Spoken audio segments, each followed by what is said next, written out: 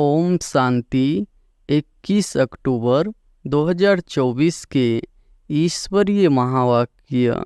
पहले एक नज़र मुरली के मुख्य पॉइंट पर।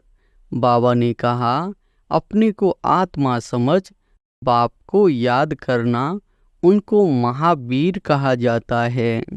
हमेशा अपने से पूछते रहो कि हम आत्म अभिमानी है।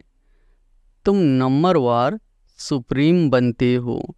सुप्रीम अर्थात शक्तिमान व महावीर। तो अंदर में यह खुशी होती है कि हम आत्मा है। हम सब आत्माओं का बाप हमको पढ़ाते हैं। अपना चार्ट देखना है, 24 घंटे में हम कितना समय अपने को आत्मा समझते हैं। हम ईश्वरीय सर्विस पर है, ऑन गॉडली सर्विस। यही सबको बताना है कि बाप सिर्फ कहते हैं मन मना भव, अर्थात अपने को आत्मा समझ मुझे याद करो। यह है तुम्हारी सर्विस।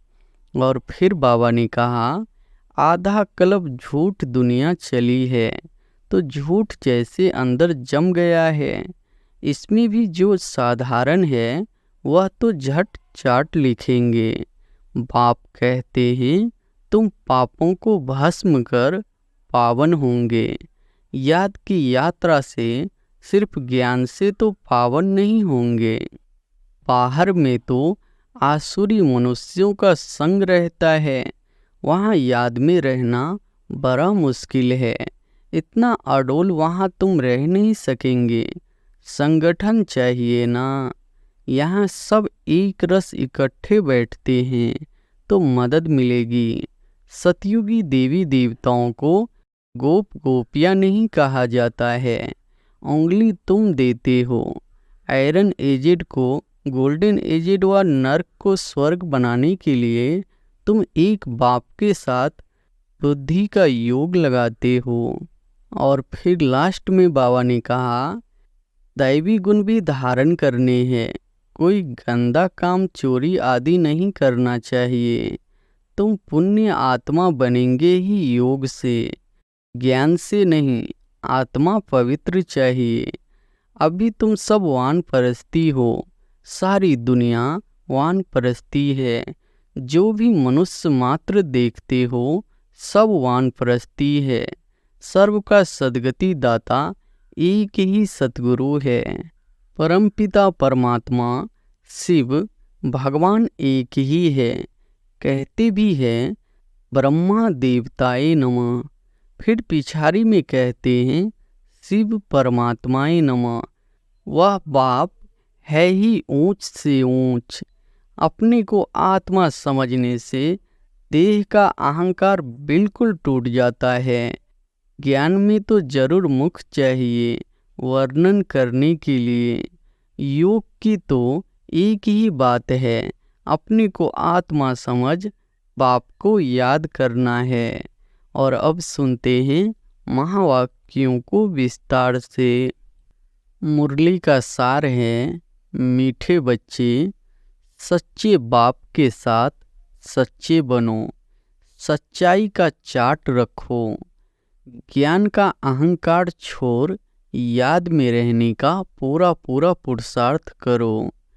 प्रश्न है, महावीर बच्चों की मुख्य निशानी क्या होगी? उत्तर है, महावीर बच्चे वह जिनकी बुद्धि में निरंतर बाप की याद हो। महावीर माना शक्तिशाली। महावीर वह जिन्हें निरंतर खुशी हो, जो आत्म अभिमानी हो, जरा भी देह का अहंकार न हो। ऐसे महावीर बच्चों की बुद्धि में रहता कि हम आत्मा हैं। बाबा हमें पढ़ा रहे हैं। ओम शांति। रूहानी बाप रूहानी बच्चों से पूछते हैं, अपने को रूह या आत्मा समझ बैठे हो? क्योंकि बाप जानते हैं यह कुछ डिफ़िकल्ट है। इसमें ही मेहनत है। जो आत्म अभिमानी होकर बैठते हैं उनको ही महावीर कहा जाता है। अपनी को आत्मा समझ बाप को याद करना उनको महावीर कहा जाता है। हमेशा अपने से पूछते रहो कि हम आत्म अभिमानी है। याद से ही महावीर बनते हैं, गोया सुप्रीम बनते हैं। और जो भी धर्म वाले आते हैं वह इतने सुप्रीम नहीं बनते हैं, वह तो आते भी देर से है। तुम नंबरवार सुप्रीम बनते हो। सुप्रीम अर्थात शक्तिमान व महावीर। तो अंदर में यह खुशी होती है कि हम आत्मा है। हम सब आत्माओं का बाप हमको पढ़ाते हैं। यह भी बाप जानते हैं। कोई अपना चार्ट 25% दिखाते हैं, कोई 100% दिखाते हैं। कोई कहते हैं 24 घंटे में आधा घंटा याद ठहरती है। तो कितना % हुआ? अपनी बड़ी संभाल रखनी है। धीरे धीरे महावीर बनना है। फट से नहीं बन सकते हैं, मेहनत है। वह जो ब्रह्म ज्ञानी तत्व ज्ञानी है, ऐसे मत समझो वह अपने को कोई आत्मा समझते हैं। वह तो ब्रह्म घर को परमात्मा समझते हैं और स्वयं को कहते हैं अहम ब्रह्मास्मि। अब घर से थोड़ी ही योग लगाया जाता है।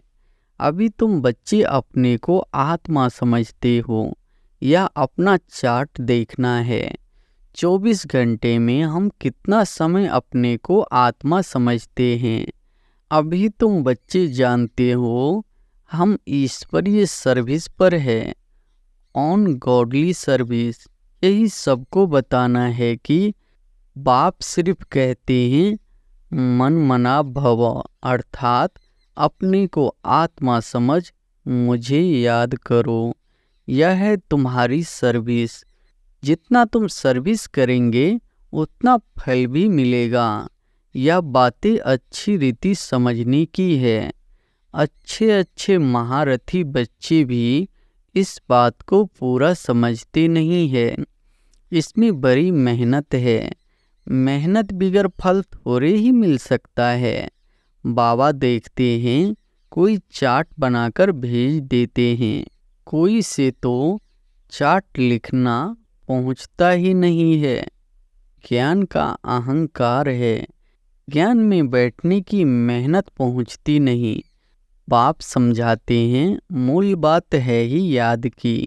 अपने पर नज़र रखनी है कि हमारा चार्ट कैसा रहता है, वह नोट करना है। कई कहते हैं चार्ट लिखने की फुर्सत नहीं। मूल बात तो बाप कहते हैं अपने को आत्मा समझ अलग को याद करो। यहाँ जितना समय बैठते हो तो बीच बीच में अपने दिल से पूछो कि हम कितना समय याद में बैठे। यहाँ जब बैठते हो तो तुमको याद में ही रहना है और चक्र फिराओ तो भी हट जा नहीं। हमको बाबा के पास जरूर जाना है। पवित्र सतो प्रधान होकर जाना है। इस बात को अच्छी रीति समझना है। कई तो फट से भूल जाते हैं। सच्चा सच्चा चार्ट अपना बताते नहीं है। ऐसे बहुत महारथी है, सच तो कभी नहीं बताएंगे। आधा कल्प झूठ दुनिया चली है तो झूठ जैसे अंदर जम गया है। इसमें भी जो साधारण है वह तो झट चार्ट लिखेंगे। बाप कहते हैं तुम पापों को भस्म कर पावन होंगे। याद की यात्रा से सिर्फ ज्ञान से तो पावन नहीं होंगे। बाकी फायदा क्या? पुकारते भी हो पावन बनने के लिए, उसके लिए चाहिए याद। हर एक को सच्चाई से अपना चार्ट बताना चाहिए। यहाँ तुम पौना घंटा बैठे हो तो देखना है पौने घंटे में हम कितना समय अपने को आत्मा समझ बाप की याद में थे। कईयों को तो सच बताने में लज्जा आती है। बाप को सच नहीं बताते। वह समाचार देंगे, यह सर्विस की, इतनों को समझाया, यह किया, परंतु याद की यात्रा का चार्ट नहीं लिखते। बाप कहते हैं याद की यात्रा में न रहने के कारण ही तुम्हारा कोई को तीर नहीं लगता है। ज्ञान तलवार में जोहर नहीं भरता है। ज्ञान तो सुनाते हैं, बाकी योग का तीर लग जाए वह बड़ा मुश्किल है। बाबा तो कहते हैं पौने घंटे में 5 मिनट भी याद की यात्रा में नहीं बैठते होंगे। समझते ही नहीं है कि कैसे अपने को आत्मा समझ और बाप को याद करें। कई तो कहते हैं हम निरंतर याद में रहते हैं। बाबा कहते हैं यह अवस्था अभी हो नहीं सकती। अगर निरंतर याद करते फिर तो कर्मातीत अवस्था आ जाए, ज्ञान की पराकाष्ठा हो जाए। थोड़ा ही किसको समझाने से बहुत तीर लग जाए। मेहनत है ना। विश्व का मालिक कोई ऐसे थोड़े ही बन जाएंगे। माया तुम्हारी बुद्धि का योग कहाँ का कहाँ ले जाएगी। मित्र संबंधी आदि याद आते रहेंगे। किसको विलायत जाना होगा तो सब मित्र संबंधी स्टीमर, एरोप्लेन आदि ही याद आते रहेंगे। विलायत जाने की जो प्रैक्टिकल इच्छा है वह खींचती है। बुद्धि का योग बिल्कुल टूट जाता है और कोई तरफ बुद्धि न जाए, इसमें बड़ी मेहनत की बात है। सिर्फ एक बाप की ही याद रहे, यह देह भी याद न आए। यह अवस्था तुम्हारी पिछाड़ी को होगी। दिन प्रतिदिन जितना याद की यात्रा को बढ़ाते रहे, इसमें तुम्हारा ही कल्याण है। जितना याद में रहेंगे उतना तुम्हारी कमाई होगी। अगर शरीर छूट गया फिर यह कमाई तो कर नहीं सकेंगे। जाकर छोटा बच्चा बनेंगे तो कमाई क्या कर सकेंगे। भल आत्मा यह संस्कार ले जाएगी, परंतु टीचर तो चाहिए ना जो फिर स्मृति दिलाए। बाप भी स्मृति दिलाते हैं ना। बाप को याद करो, यह सिवाय तुम्हारे और कोई को पता नहीं है कि बाप की याद से ही पावन बनेंगे। वह तो गंगा स्नान को ही ऊंच मानते हैं, इसलिए गंगा स्नान ही करते रहते हैं। बाबा तो इन सब बातों का अनुभवी है ना। इसने तो बहुत गुरु किए हैं। वह स्नान करने जाते हैं पानी का। यहाँ तुम्हारा स्नान होता है याद की यात्रा से। सिवाय बाप की याद के तुम्हारी आत्मा पावन बन ही नहीं सकती। इनका नाम ही है योग, अर्थात याद की यात्रा। ज्ञान को स्नान नहीं समझना, योग का स्नान है। ज्ञान तो पढ़ाई है, योग का स्नान है जिससे पाप कटते हैं। ज्ञान और योग दो चीजें हैं। याद से ही जन्म जन्मांतर के पाप भस्म होते हैं। बाप कहते हैं इस याद की यात्रा से ही तुम पावन बन सतो प्रधान बन जाएंगे। बाप तो बहुत अच्छी रीति समझाते हैं। मीठे मीठे बच्चों, इन बातों को अच्छी रीति समझो, यह भूलो नहीं। याद की यात्रा से ही जन्म जन्मांतर के पाप कटेंगे। बाकी ज्ञान तो है कमाई। याद और पढ़ाई दोनों अलग चीज है। ज्ञान और विज्ञान माना पढ़ाई, विज्ञान माना योग अथवा याद। किसको ऊंच रखेंगे, ज्ञान या योग। याद की यात्रा बहुत बड़ी है, इसमें ही मेहनत है।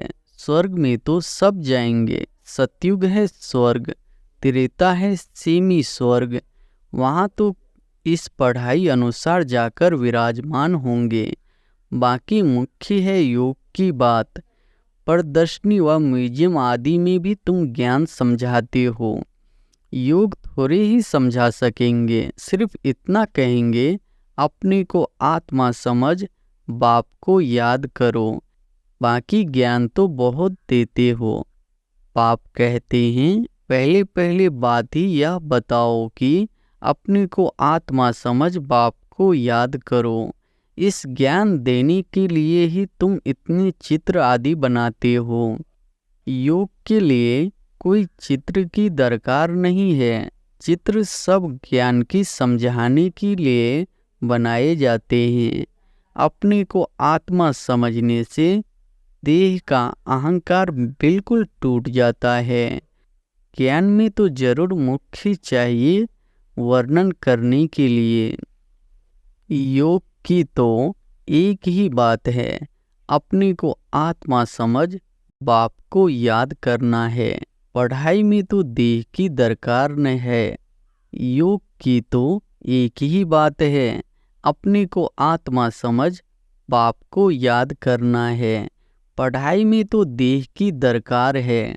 शरीर बिगड़ कैसे पढ़ेंगे व पढ़ाएंगे।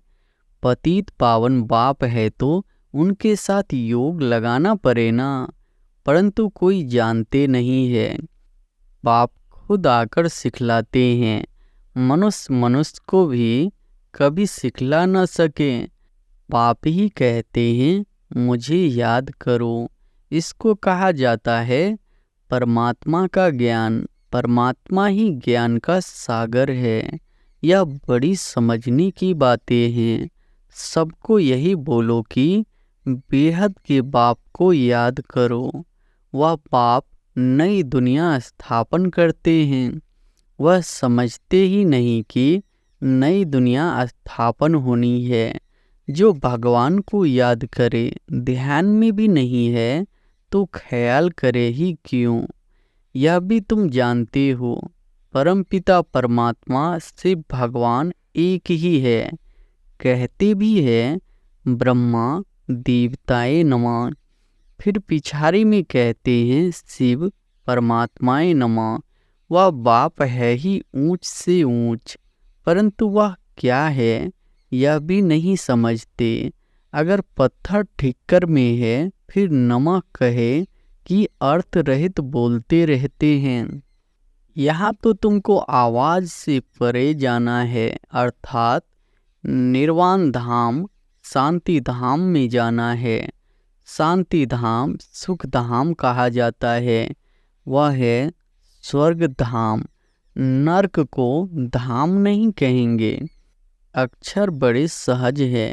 क्राइस्ट का धर्म कहाँ तक चलेगा यह भी उन लोगों को कुछ पता नहीं। कहते भी है, क्राइस्ट से 3000 वर्ष पहले पैराडाइज था, अर्थात देवी देवताओं का राज्य था। तो फिर 2000 वर्ष क्रिश्चियन का हुआ। अब फिर देवता धर्म होना चाहिए ना। मनुष्यों की बुद्धि कुछ काम नहीं करती। ड्रामा के राज को न जानने के कारण कितने प्लेन बनाते रहते हैं। यह बातें बड़ी अवस्था वाली बूढ़ी माताएं तो समझ न सके। पाप समझाते हैं, अभी तुम सबकी वानप्रस्थ अवस्था है, वाणी से परे जाना है। वह भल कहते हैं, निर्माण धाम गया परंतु जाता कोई नहीं है। पुनर्जन्म फिर भी लेते जरूर है, वापिस कोई भी जाता नहीं। वानप्रस्थ में जाने के लिए गुरु का संग करते हैं। बहुत वानप्रस्थ आश्रम है, माताएं भी बहुत है, वहाँ भी तुम सर्विस कर सकते हो। वानप्रस्थ का अर्थ क्या है तुमको बाप बैठ समझाते हैं। अभी तुम सब वानप्रस्थी हो। सारी दुनिया वानप्रस्थी है। जो भी मनुष्य मात्र देखते हो सब वानप्रस्थी है। सर्व का सद्गति दाता एक ही सतगुरु है। सबको जाना ही है। जो अच्छी रीति पुरुषार्थ करते हैं वह अपना ऊंच पद पाते हैं। इसको कहा ही जाता है कयामत का समय। कयामत के अर्थ को भी वह लोग समझते नहीं है। तुम बच्चों में भी नंबरवार समझते हैं।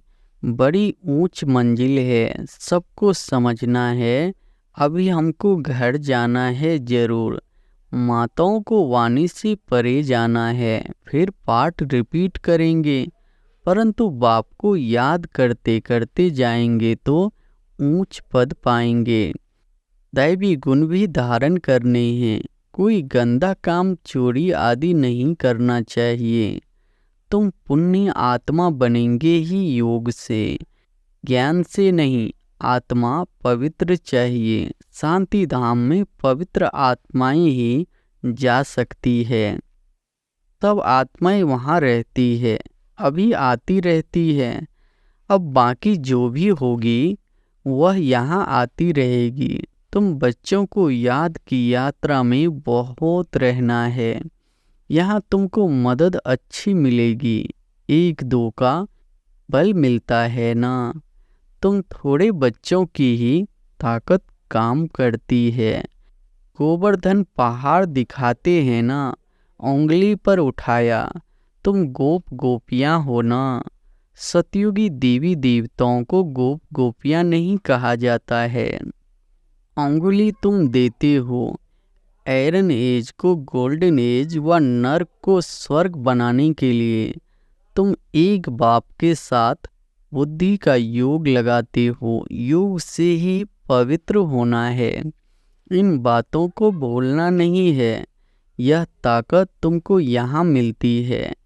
बाहर में तो आसुर मनुष्यों का संग रहता है, वहाँ याद में रहना बड़ा मुश्किल है। इतना अडोल वहाँ तुम रह नहीं सकेंगे। संगठन चाहिए ना। यहाँ सब एक रस इकट्ठे बैठते हैं तो मदद मिलेगी। यहाँ धंधा आदि कुछ भी नहीं रहता है। बुद्धि कहाँ जाएगी। बाहर में रहने से धंधा घर आदि खींचेगा जरूर। यहाँ तो कुछ है नहीं। यहाँ का वायुमंडल अच्छा शुद्ध रहता है। ड्रामा अनुसार कितना दूर पहाड़ी पर आकर तुम बैठे हो। यादगार भी सामने एक्यूरेट खड़ा है। ऊपर में स्वर्ग दिखाया है, नहीं तो कहाँ बनावे। तो बाबा कहते हैं यहाँ आकर बैठते हो तो अपनी जांच रखो। हम बाप की याद में बैठते हैं। सुदर्शन चक्र भी फिरता रहे। अच्छा, मीठे मीठे सीखे लदे बच्चों प्रति माता पिता बाप दादा का याद प्यार और गुड मॉर्निंग। रूहानी बाप के रूहानी बच्चों को नमस्ते।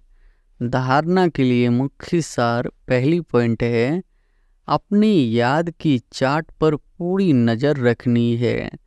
देखना है हम बाप को कितना समय याद करते हैं। याद के समय बुद्धि कहाँ कहाँ भटकती है। दूसरी पॉइंट है, इस कयामत के समय में वाणी से परे जाने का पुरुषार्थ करना है। बाप की याद के साथ दैवी गुण भी जरूर धारण करने हैं। कोई गंदा काम, चोरी आदि नहीं करना है। वरदान है, व्यर्थ व डिस्टर्ब करने वाले बोल से मुक्त। डबल लाइट अव्यक्त फरिश्ता भव। व्यर्थ व डिस्टर्ब करने वाले बोल से मुक्त डबल लाइट अवस्था भव। अव्यक्त फरिश्ता बनना है तो व्यर्थ बोल जो किसी को भी अच्छे नहीं लगते हैं उन्हें सदा के लिए समाप्त करो। बात होती है दो शब्दों की, लेकिन उसे लंबा करके बोलते रहना यह भी व्यर्थ है। जो 4 शब्दों में काम हो सकता है वो 12-15 शब्दों में नहीं बोलो। कम बोलो, धीरे बोलो। यह स्लोगन गले में डालकर रखो। व्यर्थ व डिस्टर्ब करने वाले बोल से मुक्त बनो तो अव्यक्त फरिश्ता बनने में बहुत मदद मिलेगी। स्लोगन है, जो स्वयं को परमात्म प्यार के पीछे कुर्बान करते हैं, सफलता उनके गले की माला बन जाती है। जो स्वयं को परमात्म प्यार के पीछे कुर्बान करते हैं, सफलता उनके गले की माला बन जाती है। अच्छा, ओम शांति।